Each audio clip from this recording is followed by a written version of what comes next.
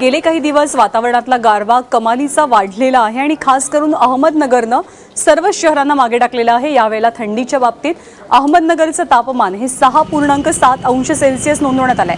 यंदाच्या मोसमातलं हे राज्यातलं सर्वात कमी तापमान असल्याचं कळतंय। नाशिकात पारा 8.1 या सेल्सिअसवरती घसरला, त्यामुळे नाशिकमधले रहिवासी स्वेटर किंवा तत्सम कपडे घालूनच घराबाहेर पडतात।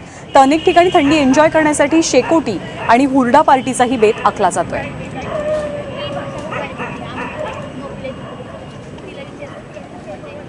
अहमदनगरला पुन्हा एकदा कडाक्याच्या थंडीनं कहर केलेला आहे। गेल्या 2 दिवसापासून अहमदनगरला राज्यातील किमान तापमानाची नोंद झालेली आहे।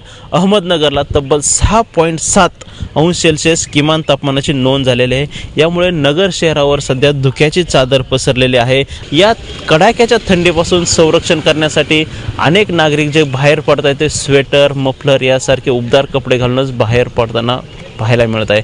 या थंडीपासून बचाव करण्यासाठी नागरिक शारीरिक कसरती व्यायाम करताना पाहायला मिळत आहे।